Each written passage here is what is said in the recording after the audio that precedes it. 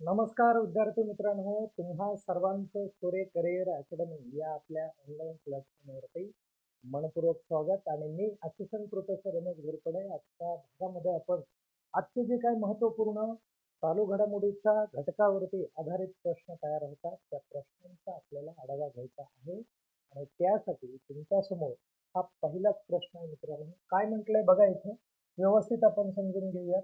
2015 मध्ये आंध्र प्रदेशच्या पर्यटन विभागाला पर्यटन विभागाला कोणत्या पुरस्काराने सन्मानित करण्यात आलेलं आहे ते सांगायचं आहे तुम्हाला. मित्रांनो, या ठिकाणी आपल्याला एक मुद्दा लक्षात घ्यावा लागेल की आंध्र प्रदेश हे जे राज्य आहे हे राज्य सार्वत्रिक दृष्ट्या प्रगती करण्यासाठी, विकास करण्यासाठी अग्रेसर राहिलेलं आहे. आणि त्याने पर्यटनाच्या संदर्भामध्ये विविध स्वरूपाचे जे काय घडामोडी आहेत किंवा ज्या ठिकाणी म्हणजे प्रोग्रेस करण्याची आवश्यकता आहे तो घटक पाहिलेला आहे. आणि म्हणून त्याला आज जागतिक पर्यटन पुरस्कार हा पुरस्कार त्याला प्रदान करण्यात आलेला आहे. कारण आंध्र प्रदेशमध्ये सगळ्या गोष्टी व्यवस्थित आहेत. पर्यटकांना राहण्यासाठी विविध सुविधा दिल्या जातात, रस्त्याची सोय चांगली आहे आणि तिथे जे काय ऐतिहासिक वास्तू वगैरे आहेत त्यांचं जतन संवर्धन करण्याचा प्रयत्न खूप चांगल्या पद्धतीने करण्यात आलेला आहे. म्हणून आता आपला सेकंड प्रश्न बघा. 2025 मध्ये FIDE world cadet chess championship ही चालू आहे. ओके. आणि या चॅम्पियनशिप मध्ये मुलींच्या 10 वर्ष वयोगटात सुवर्ण पदक जिंकलेली खेळाडू कोणती आहे ती तुम्हाला सांगायची. तर तिचं नाव आहे शर्वानिका एस.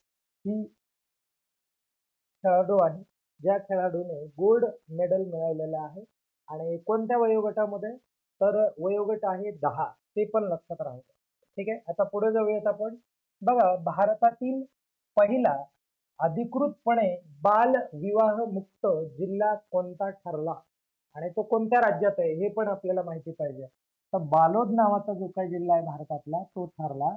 आणि बालोद हा जिल्हा कोणत्या राज्यामध्ये आहे? तर छत्तीसगड मध्ये आहे मित्रांनो. हे पण लक्षात राहू द्या.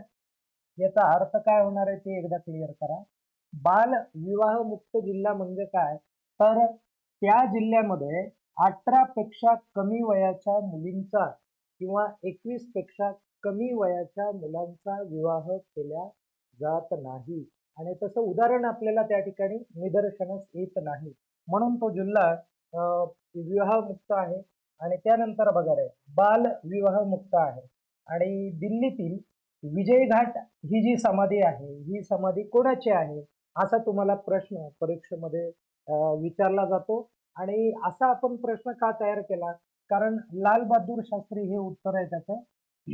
ओके. आणि मित्रांनो, लाल बहादूर शास्त्री यांची जी काही जयंती आहे ती जयंती 2 ऑक्टोबर या तारखेला आहे. 2 ऑक्टोबर 1904 ला त्यांचा जन्म झालेला आहे. ओके. आणि त्यांच्या जन्माला किंवा त्यांची जी जयंती आहे ती 121 नंबरची, हे पण थोडस लक्षात राहू द्या, 121 नंबरची जयंती आहे. आता काय करण्यात आलंय? तर लालबहादूर शास्त्री हे आपल्या भारताचे दुसरे पंतप्रधान होते. आणि जेव्हा ते पंतप्रधान होते तेव्हा काय झालं तर त्यांच्या काळामध्ये 1965 ला भारताचं आणि पाकिस्तानचं युद्ध झालं. भारत पाकिस्तान युद्ध म्हणून ओळखलं जात आहे आणि तुम्हालाही माहिती आहे.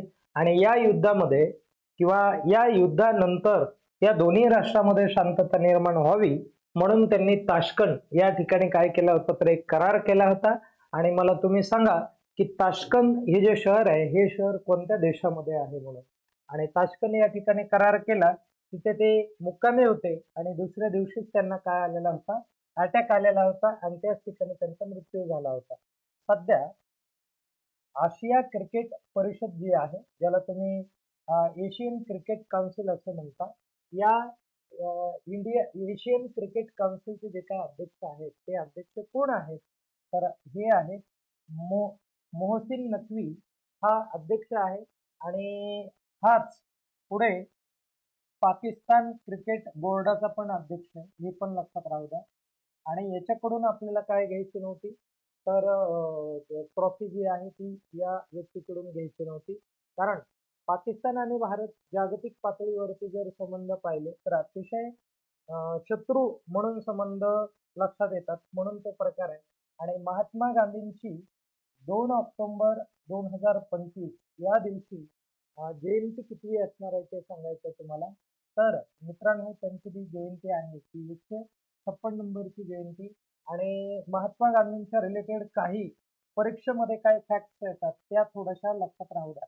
आता तुम्हाला विचारलं जाईल की महात्मा गांधींची जी काही समाधी आहे त्या समाधीला काय नाव आहे असं विचारतील ते.